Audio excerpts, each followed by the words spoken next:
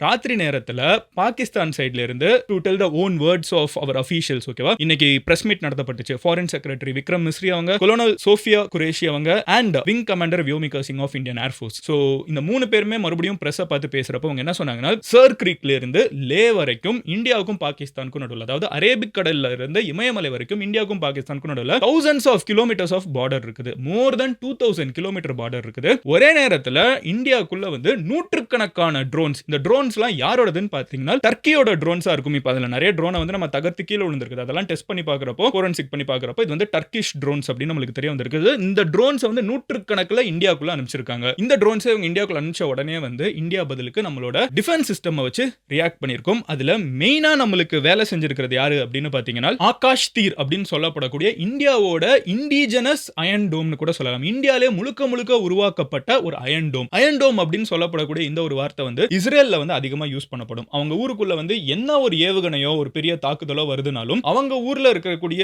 Ground லெவல்ல இருக்கக்கூடிய machines வந்து என்ன பண்ணுன்னு பாத்தீங்கன்னா, லேசர் மூலியமாவும் ரேடார் மூலியமாவும் இது வர்றதை தெரிஞ்சுக்கிட்டு அது வந்துட்டு தரையில் அடிக்கிறதுக்கு முன்னாடி இங்க இருந்து பதிலுக்கு போய் வானத்திலே அதை தகர்த்திடும். சோ இது வந்து ஒரு அயன் டோம். இது வந்து ஒரு இரும்பு கவசத்தை அங்க உருவாக்குன மாதிரி ஒரு விஷயத்தை அங்க அயன் டோம்னு சொல்லுவாங்க. இந்தியா அதே மாதிரி ஒரு விஷயத்தை உருவாக்கி வச்சிருக்கோம். அதோட பேர் தான் வந்து ஆகாஷ் தீர். இதுவும் நேத்துக்கு வேலை பார்த்திருக்குது. சோ ஆகாஷ் தீர்ங்கிற இந்த ஒரு இண்டிஜினஸ் சிஸ்டம், இதுல முக்கியமான விஷயம் என்னன்னு பாத்தீங்கன்னா, பாகிஸ்தான் அனுப்பிச்சிருக்கிறது டர்க்கியோட ட்ரோன்ஸ். இந்தியாவோட சொந்த இந்தியா உருவாக்குன ஆகாஷ் தீர் அப்படிங்கிற இந்த அயன் டோமும் யூஸ் பண்ணப்பட்டு இந்த ட்ரோன்ஸ் முடிஞ்ச அளவுக்கு நம்ம தகர்த்தி விட்டுருக்கோம். இந்தியா ஃபுல்லா இவங்க எத்தனை இடத்துக்கு வந்திருக்கு அப்படின்னு சொல்லப்படுதுன்னு பாத்தீங்கன்னா, 36 லொகேஷன்ஸ்ல 2000 கிலோமீட்டர்ல 36 லொகேஷன்ஸ் மூலமா இந்தியாவுக்குள்ள வர பார்த்திருக்காங்க. அண்ட் 24 இந்தியன் சிட்டிஸை வந்து டார்கெட் பண்ணிருக்காங்க அப்படின்னு சொல்லி இன்னைக்கு பிரஸ் மீட்ல சொன்னாங்க. அடுத்த விஷயம் என்ன அப்படின்னு பாத்தீங்கன்னா, அவங்க எந்தெந்த சிட்டிஸ்ல எதை டார்கெட் பண்ணிருக்காங்க, இந்தியா வந்து பாகிஸ்தான்ல இருக்கக்கூடிய தீவிரவாத அமைப்புகளை தெளிவா டார்கெட் ஃபோரன்சிக் பண்ணி பார்க்கறப்ப இது வந்து டர்க்கிஷ் ட்ரோன்ஸ் அப்படின்னு நமக்கு தெரிய வந்திருக்குது. இந்த ட்ரோன்ஸ் வந்து நூற்றுக்கணக்கில் இந்தியாவுக்குள்ள அனுப்பிச்சிருக்காங்க. Structures and armed places Indian ஆர்மியோடது. பட் இந்த சிவிலியன் இன்ஃப்ராஸ்ட்ரக்சர்னா என்னன்னு பாத்தீங்கன்னா, நம்ம ஊர்ல இருக்கிற பஸ் ஸ்டாண்ட், நம்ம ஊர்ல இருக்கிற ஹாஸ்பிட்டல்ஸ், நம்ம ஊர்ல இருக்கிற ரயில்வே ஸ்டேஷன், மெட்ரோ, இதெல்லாம் சிவிலியன் இன்ஃப்ராஸ்ட்ரக்சர். இதெல்லாத்தையும் இந்த ட்ரோன்ஸ் டார்கெட் பண்ணிருக்குதுன்னு வந்து இன்னைக்கு பிரஸ் மீட்ல மறுபடியும் சொல்லப்படுது.